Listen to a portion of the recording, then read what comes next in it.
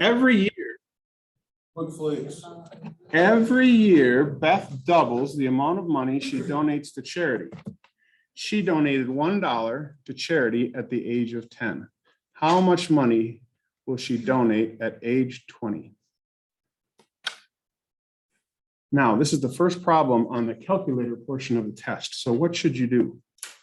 Take out your calculator, turn on the engine, get the engine warmed up. There you go. Yep. Adjust the muffler, whatever needs to be done. All right, now tell me what to type in. How much money did she invest or did she give to charity when she was 10 years old? $1. Put down $1. There's a $1. How much money did she invest when she was age 11? $2. Now, how could I let my calculator figure that out? Times 2, hit enter. So by age 11, she gave 2. Now, at age 12, we do what? Times 2. So that's age 12. Now, because your calculator has something in it called recursion, what can I now do? This is age 12. What should I do now? Just hit what button?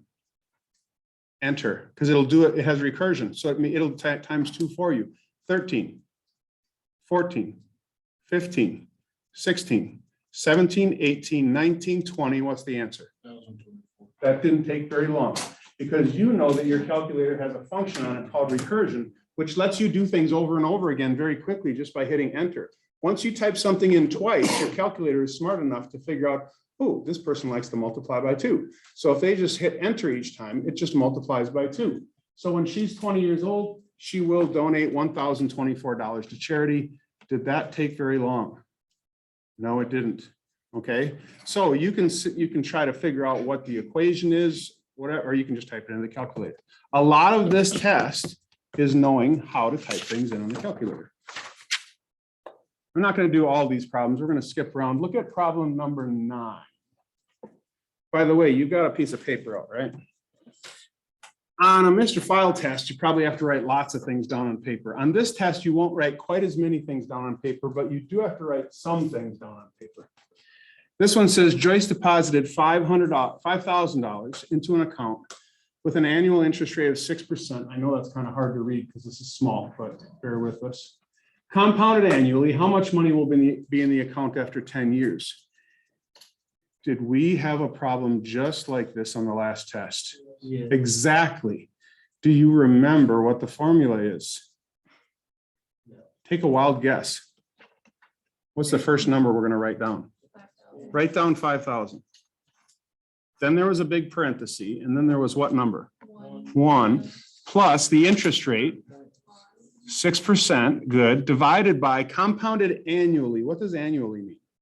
Once a year, right? This will make it this one easy, right? Because it's times 1, divided by 1. And you raise that to the amount of time times the number of times you're compounding, which in this case would be 1 times 10. Now, when you actually type this into your calculator, you can do it a little more quickly if you use your smarts a little bit. You're going to type in 5,000, parenthesis 1 plus 0.06. Do I need to divide the 0.06 by 1 on my calculator? No. Not really, because it's not going to change anything. And do I need to type in raised to the 1 times 10? Because what is 1 times 10? 10, yeah. And so the answer is the last one, $8,954.24. So you just round off to the nearest penny. So did you need to write down a little bit? Maybe. If you remember the formula, could you have just typed it all into your calculator in one step? Maybe, yeah. But not a bad idea to have a piece of scratch paper out when you're doing these kind of problems. All right. I will be honest with you, a lot of the questions on the state's Algebra 2 end of course test are, in my opinion, not really algebra problems. They're more reading comprehension problems.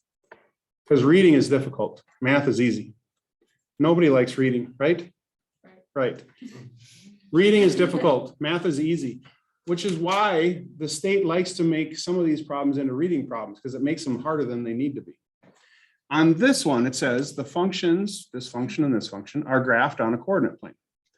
What's the relationship between the graphs and the solutions? Well, you've got a calculator. What should you do? Yeah, let's do that. Let's type these in, see what happens. So type in parenthesis x minus 2 squared. And then on the next one, type in 4 minus x squared. That won't take you very long to type in. And then graph them.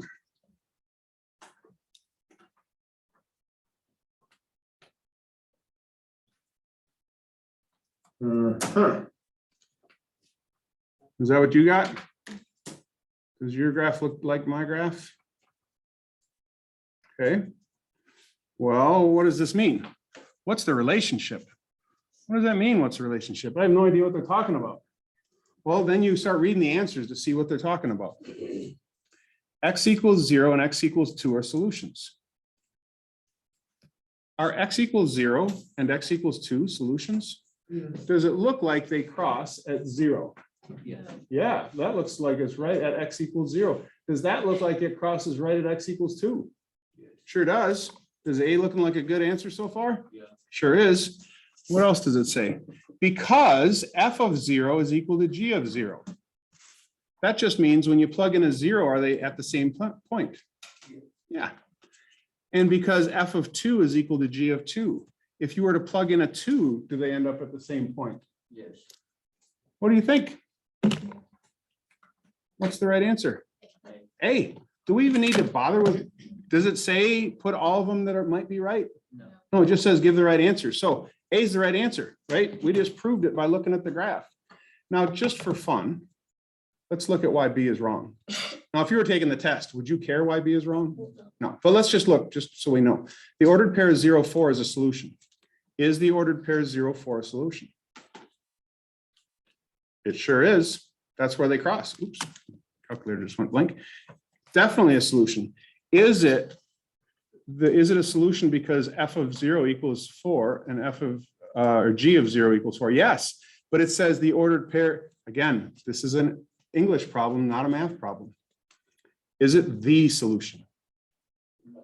No, it is a solution. Is there a difference between the word a and the? Yeah. Unfortunately, yes. English is hard, math is easy. So it is not the only solution. There are 2 solutions. That's not the solution. It's one of 2 solutions, and that's why A is the right answer. Okay, I'm not even going to bother with C and D because they're just silly. Look at this one. Number 11. Let's say you're taking the test and you get one like this. It's a story problem, so it's got to be difficult, right? Let's try it. Again, it's a reading problem. A decorative fence surrounds a rectangular flower garden. What should you draw on your piece of paper right now? A rectangle. Draw it. It says rectangular flower garden. I'm going to draw a rectangle. Let's see. 2 yards long, 3 yards wide. Well, that's not too hard. Put a 2 there, put a 3 there. The area of the garden is increased by 20%. Whoa, whoa, whoa. Before we start figuring out all that, what's the area of the garden right now? 6. 2 times 3 is 6. Write that down on your piece of paper. Can you figure out what the area would be if it was increased by 20%? I don't know. What do you have to multiply 6 by to increase it by 20%? Don't say 0.2. 1.2, right? Because it's going up, it's not going down. So times 1.2, our new area is 7.2. So the area is 7.2. Now let's see what they want us to figure out. If the width remains the same, then what's the length of the new garden? In other words, losing my lead here. If this is 2 and this is now 7.2, right? If the area is 7.2, could you figure out what the length is? Tell me how to do that on my calculator. If 2 times x is equal to 7.2, how do you figure out what x is? Divide. Good. So on your calculator, take 7.2 and divide by 2. 3.6. And there's the answer. It's C, 3.6. Now, did that one take a small amount of work by us? It did. But if you're not afraid to draw a quick picture and write a little equation, it's not going to be that bad. This one was easier than the last one, because at least this one, they weren't trying to trick us with the word the. English teachers are tricky. All right, next problem number 12. We want to find the quickest and easiest way to do this. How do I know this is going to be a math problem and not an English problem? There's no words, right? This is going to be an awesome, easy problem because there's no words. They're not trying to trick me up with some goofy explanation. It says, consider these functions. What's the solution? Well, I've got a graphing calculator. What should I do? Graph it. How do I graph that? How do you do absolute value on here? Ooh. And that's why we're talking about this right now. You need to know how to use your calculator. And this is one of those times. Do you know what button to push to get absolute value? Everybody start randomly hitting buttons and tell me when you find it. What's absolute? Yep. Buttons. Tell me when do you find absolute value? Which button do you got to push to see absolute value? It's the very first thing you hit when you see it. Which button? Which button? I just showed it to you. Math, and then move it over to number. Try that. Hit the math button and then move it over to number. Do you see the very first one says absolute value? All right. If they ask you to do this, that's where you find it. Just hit enter and it'll put it in there for you. See how they've got the lines on each side? So now you type in the x plus 2.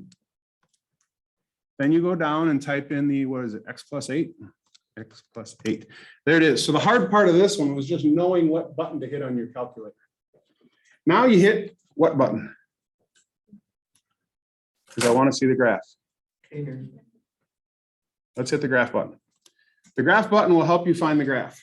Now there's my absolute value, and there's my line. What's the solution? What are they looking for? They want to know where these two do what? Intersect. Looks like they intersect right there. Can you take a wild guess as to what that point is when you look at these answers over here? Which point is that? Negative 5, 3. The answer is A. Yep, that's exactly right. Negative 5, 3. It's where they cross. Negative 5, 3. Now, if you're a glutton for punishment, could you have the calculator actually figure that out by hitting second, calculate, intersect, first curve, second curve, take a guess? Yes, there it is. It's at negative 5, 3. But you don't even need to because they've already listed the answers for you. You want to be fast and efficient when you're taking a test. You don't want to go slower than you have to because as some of you found out on the ACT test, sometimes like on the ACT test, knowing the answer quickly is a big advantage. Look at this one. This one is a really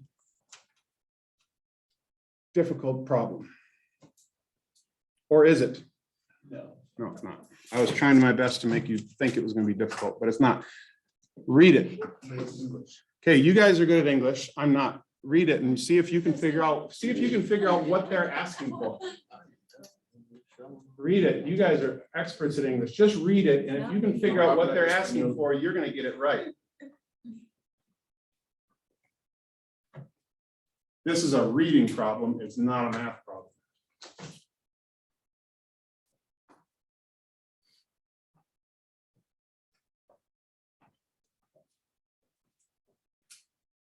Did we do long division? Yeah. Synthetic division?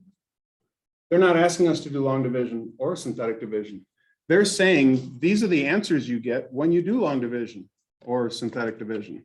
They're saying if you use this linear expression, if you did a long division problem, you'd get a remainder of 0. With this one, you get a remainder of negative 4. So which of these are the ones that are going to give you an answer? Ones that have a remainder of 0 or ones that have remainders not 0? Remainder without 0. 0. If it has a remainder of 0, that means it goes in evenly. That means that's an answer. So what answer will this give you? What number can you put in for x that would cause this to equal 0? 1. So 1 is an answer. What's the problem with that? There's no 1. Now, let's look down here. Because the person writing this test is forcing you to answer a certain way. This one also gave a remainder of 0. What could you plug in for x there? Is negative 3 an answer? There's the answer. This actually has 2 answers, but they didn't put both answers. Now, could they rewrite this and say select at least 2 correct answers? Yeah, they could do that. And then you would put in the 1 and the negative 3. But in this case, negative 3 is the only right answer. So there was nothing to do on the calculator. There was nothing to do on paper. It was basically, can you read this and figure out oh, if it's a remainder of 0, then whatever makes this 0 is the answer. That's it. And that's why we're talking about this today. Next problem. Here's another one that looks difficult. Number 16. 4 students rewrote the function, this big ugly function, in factored form and stated the zeros. Which solution correctly shows the function in factored form and identifies the 0 of the function? All right, they are the students, you are the teacher. I don't even care if this is the right answer. Is this the right answer? If you plug a 2 in for that, does it give you 0? Is 6 times 2 minus 3 equal to 0? Can A be the right answer? No. It can't. Look at this one. What about this one? Is 6 times negative 2 minus 3 equal to 0? Can B be the right answer? No, it can't. Look at C. What's 2 times negative 1/2? Not 1. 2 times negative 1/2. Negative 1. What's negative 1 minus 1?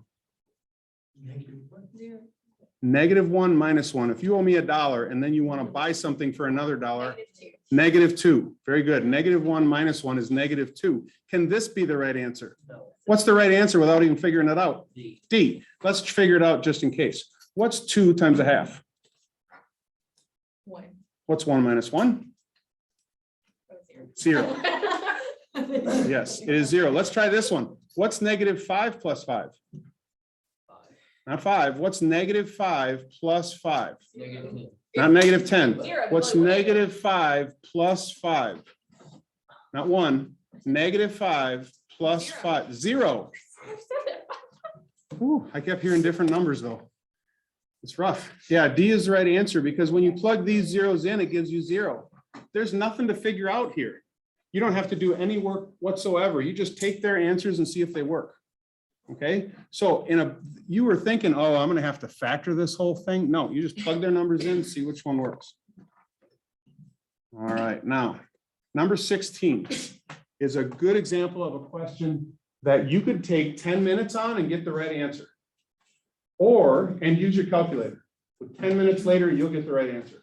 Or if you look at it and use your brain, you'll get the right answer in about 20 seconds without using your calculator at all. Look at it and use your brain. You got 20 seconds starting right now.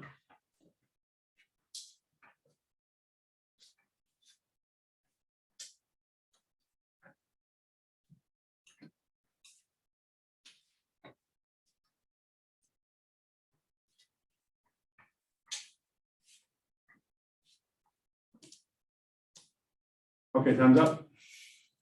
Tell me why letter B cannot be the right answer. Without graphing it, are those two both lines on B? Are they both straight lines? Yes, they are. They're both to the first power, which means they're both lines. What's the slope of both of those lines? It's the number that's in front of the X. What number is in front of the X for both of those? 1. If they both have a slope of 1, that means they are parallel. Do parallel lines ever cross? No. Is B the answer? No. No, it's not. Explain to me why C is not the right answer. What does the graph of an absolute value look like? It looks like this. It's like, yeah, it's like a bouncy thing. Okay, what does the graph of a line look like? How many times does this line cross that V? Twice. We're trying to find one that has one solution. Can C be the right answer? No. I can't. What does this thingy look like? Give me a fancy math word for that. Parabola. Excellent fancy math word. Parabolas look like this. Lines look like this. How many times does that line cross that parabola? Twice. How many answers are we looking for? 1. 1. So without even talking about it. Now, why is the answer A? Because all the other ones are wrong. But think about it. If these two are both lines, and they are, the only way that they can't cross is if they both have the same slope. Do these two have the same slope? Yes. Nope. That one has what for a slope? +1. What's this one for a slope? -3. They have different slopes. That means one of these lines goes up, one of these lines goes down. That means they only cross in one place.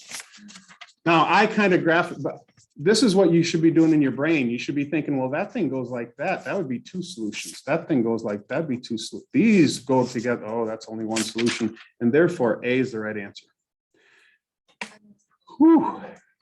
So what are they really testing you on here? They're testing you on this problem, whether or not you can tell the difference between a line and a parabola. By looking at one of them squared, one of them's not squared. That's, or what an absolute value looks like, which is something that you've graphed lots of times before. All right. Moving on. This one's got to be difficult because it says rocket height. Don't you ever hear like people say, well, this isn't rocket science, right? This is rocket science right here. This is rocket science. So we're doing rocket science right now. This is rocket science, but rocket science really isn't as hard as you think it is, because it says the graph of f of x shows the height in meters of a rocket x seconds after it was launched from a platform. Does it make sense that the rocket goes up and the rocket goes down? No? Yes? All right. So we're good so far. Which statements accurately describe the function? Select all that apply. If the person writing this test decides to write all, making all the, does that mean there's one answer or more than one? Probably. There's more than likely. More than likely, more than one. All right, so we're just gonna, I'm gonna read something, you tell me yes or no. The graph changes from increasing to decreasing. I'm gonna say yes. Goes up, it goes down. That's a yes. See, rocket science. Here we go. The range, now we're getting technical. 4 to 22. Yes. Why not? Oh, good question. All right. Does this go from 4 to 22? Now, it does start at 4 and it does go up to 22, but does it ever actually go lower than 4? No. What about down there? What's the actual range of this one? No.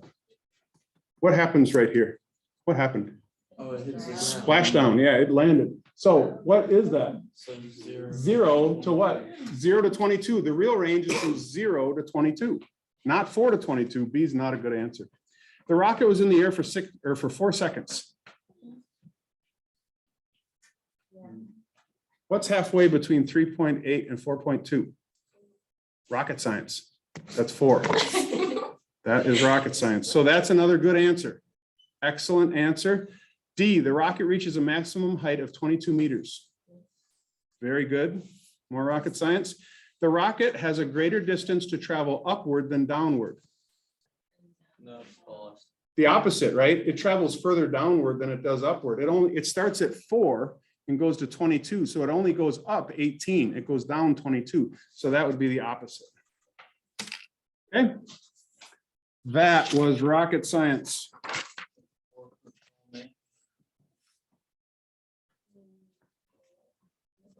All right, take a look at this one. Number 18, we're almost done. By the way, if you do a good job, you're not getting an assignment today. Did I mention that? No. I didn't? We're Okay. figuring it out. Try to do your best. Try to pay attention. Number 18, what are the real zeros of this function? Why does it say real? Because what's probably going to happen? There's going to be some unreal ones. We only care about the real ones. Which are easier to find, real or unreal? Unreal. Real is way easier to find, because then you don't have to deal with I or anything else like that. Do you now, a 0 is where the graph does what?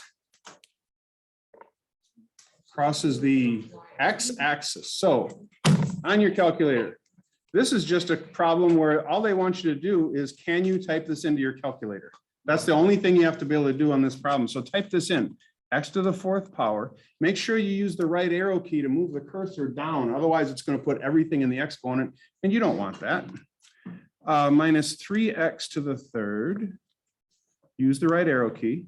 Plus 2x to the 2nd. Use the right arrow key. No, it doesn't have to on it for squared, I guess. Minus 6x. If you can do that, you're going to get this one right, I think. Because all it's asking you to do is find the zeros, and the zeros, like Traven just said, is where it crosses the x-axis. So on a hit graph, you tell me. There should be 4 zeros, but there aren't 4 zeros. there's only two real zeros. The other two are, guess what, complex, right? We don't care about those though, because it only asked me for the real zeros. Where are they? Where's that point? 0, 0. Where's that point? Great. 3, 0, and 3. Letter A is the right answer. That's it. So can you type it into your calculator and just see where it crosses the x-axis? Yes. That's really all you had to do with that one. And which leads us to our last problem. This is our last problem. What? Remember how I said that sometimes the problems are not math problems, they're English problems? Here's an example of that. This is a reading comprehension problem. It's not really a math problem, but it has to do with logic, and therefore it is kind of a math problem. But study 1, study 2, study 3. Mark all the boxes in the table that match each study to the most appropriate study design. How many things have we done here with studies? None. So why is it on here? Because it should be pretty easy, right? So you tell me, researchers want to know if a certain type of plant grows larger in soil treated with a supplement compared to a soil not treated. Is that a survey, an experiment, or a study? Oh, let's look at the other one. Researchers want to know what % of people approve of the president's decisions. What does that sound like? That sounds like a survey, doesn't it? Yes, I feel pretty good about number 2 being a survey. Let's read number 3. Researchers want to know the relationship between attending private, public school, and attendance rates. Is that an observational study or is that an experiment? Are you experimenting on these children or are you just observing how often they go to school? You're just observing how often they go to school. So what was number 1? What did we decide number 1 was? Experiment, right? Experiment. So number 1 was an experiment because you were trying to see different types of soil do what? That was an experiment. Number 2 was a survey because you were asking people what they thought about something. And then number 3 was an observational study. What does this have to do with algebra 2? I'm not 100% sure, but it's going to be points on the test. So you got to know how to do it. All right. Now, again, like I said, tomorrow, come with your Chromebook charged up and ready to go. And if you do your best, I will reward you for it. Having said that, I want you to leave your piece of paper out. Oh no, take out your textbook now, because Mr. Vickers is going to show you how to do something. And if you do well enough on it, you're not going to have an assignment. Okay? So I present to you, Mr. Vickers. Take out your textbook. All right, M3 223. 76% rotten tomatoes. Harsh. McLean-ish harsh. Wait, what? M3 223. All right, so as a warm up, we're just going to solve these equations. So how am I going to solve for X? What did we do yesterday? Exponential form. So if I put it in exponential form, what's it going to be? 10 to the 3rd power. And what is 10 to the 3rd power? 1,000. So 1,000 equals X. Number 1 is done. Ooh. Now we have something a little more difficult. What are we going to do here? What? Root both sides of what? But the exponent's 3x plus 2. So how am I going to do that? Is 8 to some power 512? Yeah. 8 to what power?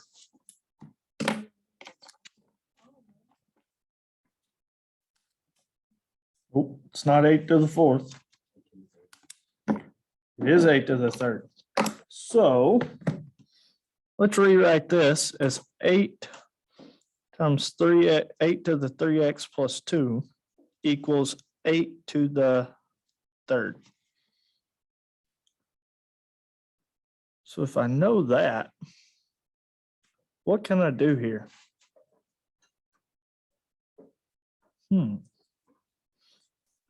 What do I know has to be equal in this equation? The exponents. So I'm gonna set the exponents equal to each other. 3x plus 2 equals 3.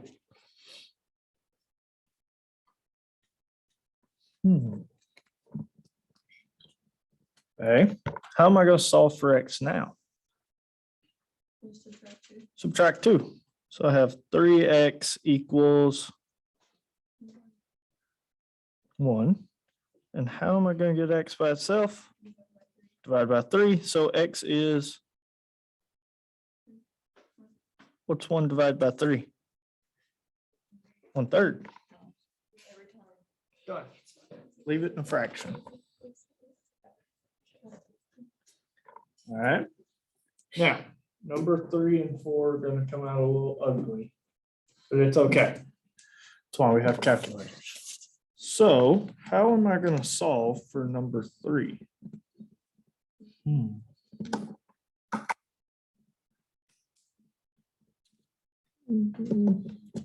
Let's do this. Let's skip 3 and 4 and just go into this. Think back to when you were 8 years old and had to wait an entire year before you turned 9 years old. Does that year of waiting for your next birthday feel the same length to you now? As you age, your perception of time changes because on each birthday, a year represents a smaller and smaller portion of your life. Determine the percent of time that 1 year adds to the life of a 2-year-old. This year is 20. Okay, think of this. How much time is 1 year to a 2-year-old? How much of his life?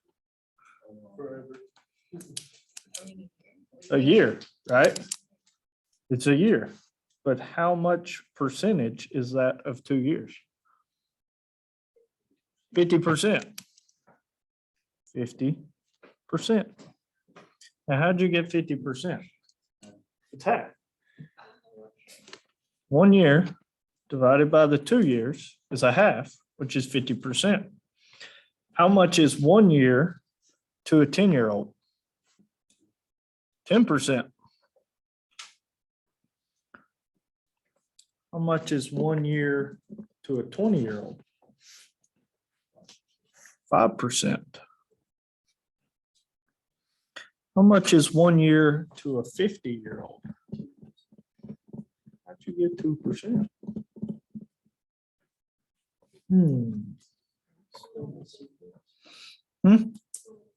1 out of 50. What is 1 divided by 50? Not 2. 0.02, right? So it would be 2%. I feel bad that they stopped before even getting my age.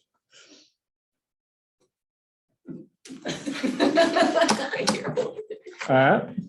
To perceive the same passage of time as a 10-year-old, to perceive the same passage of time as a 10-year-old perceives the passage of 1 year, how many years have to pass for a 30-year-old? So this is saying to get a 10% of how much time would have to pass for a 30-year-old. How many years? What is 10% of 30 years? How many years? 3. 3 years. How many years have to pass for a 40-year-old? So what is 10% of 40 years? 4 years.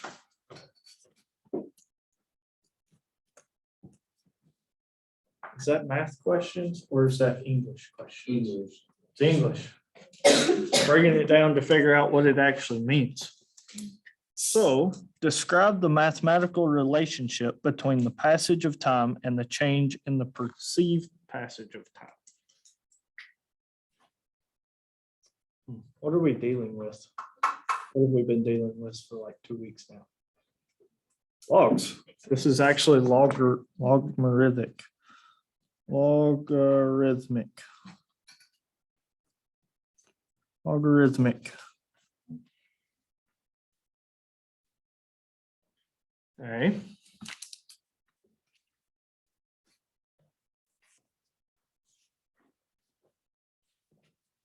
pH scale. It's a measuring the acidity or alkalinity of a substance, which is determined by the concentration of hydrogen ions. The formula for pH is pH equals negative log H positive, H to the plus, where H is the concentration of hydrogen ions measured in molecules per cubic liter. Solutions with a pH value less than 7 are acidic. Solutions with a pH value greater than 7 are alkaline.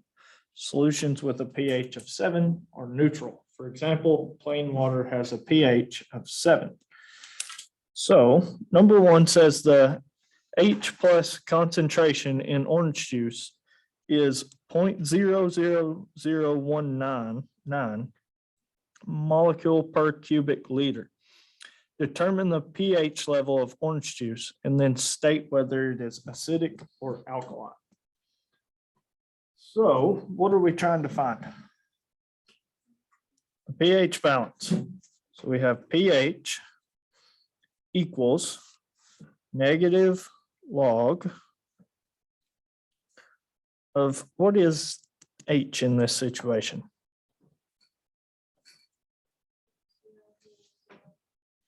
0.00199. And what is, if I type this into the calculator, what does it give me? Type it into your calculator, see what it gives you.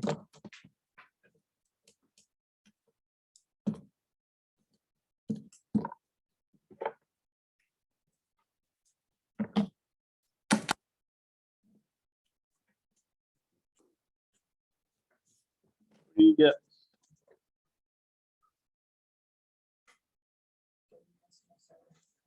.701 something, something, something, right? So we're going to say it's about 3.7. I'm just curious, how many of you have ever heard of pH before? Have you done, is it like a science class you're doing it? Yeah. Okay, Yeah. so I was just wondering if you guys kind of knew what that was. Is this acidic or alkaline? Why is it acidic? It's less than 7.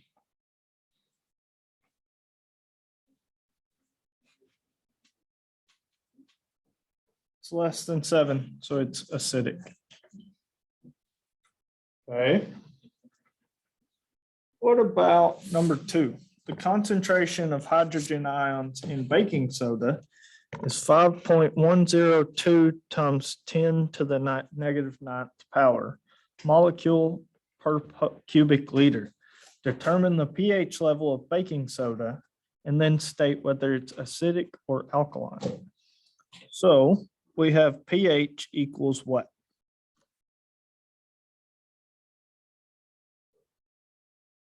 What's this formula tell us it is?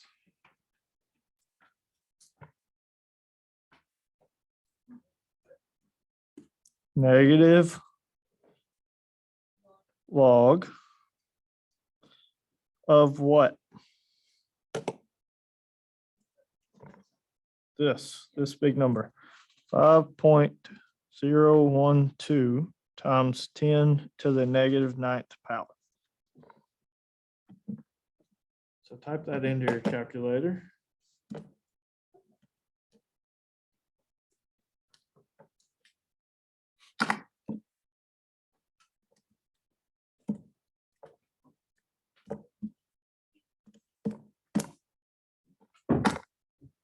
And you get what?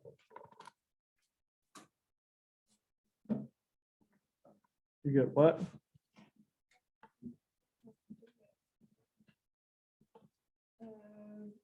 I got 8.2. 8 8.29998 something. Yeah. So we're gonna say 8.3. About. So it's about. And is that acidic or alkaline? Alkaline. Why? Because it's above 7. Greater than 7. So it is alkaline.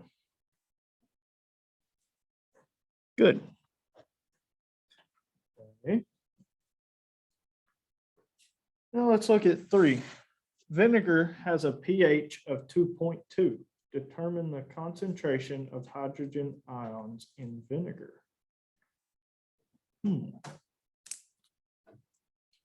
This time, are we trying to find the pH? So we already know what pH is, right? It's 2.2. And that equals the log, negative log of H plus. So what are we trying to solve for this time? What? The H, the hydrogen ions. So how are we going to solve this for the hydrogen ions?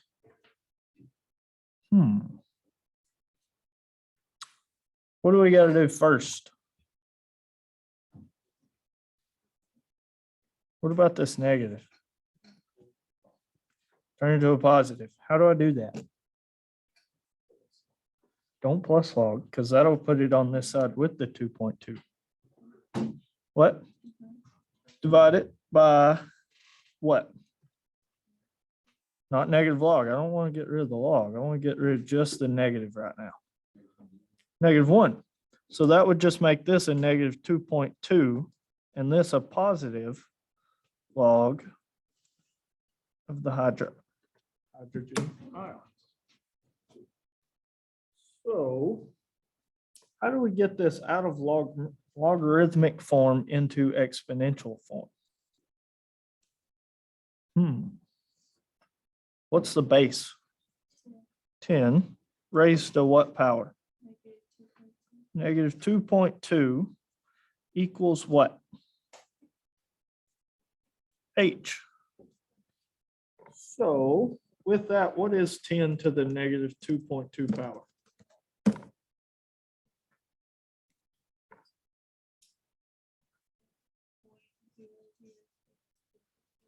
0.00630. So we're going to say about 0.0063. Okay.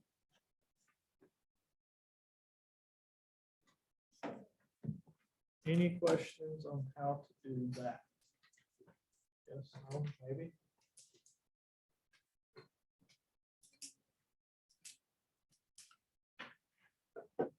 Let's get 4 over really quickly. Lime water has a pH of 12. So we know what the pH is. So we have 12 equals what? Negative log H plus. Then I want to do what? Get rid of this negative, right? So I have -12 equals the log of H. So then how am I going to get rid of the log? What form do I need to put it in? Exponential. So how do I put this in exponential form? Put it base 10. So I have 10 to the what power? -12 equals H. Then what is 10 to the -12? Ooh. Do you get this 1e to the -12? That just means this, but it really means we gotta move the decimal. We have 12 times to the left. So that would be 11 zeros with 1. 1, 2, 3, 4, 5, 6, 7, 8, 9, 10, 11, 1. Equals H. That is your answer. Time.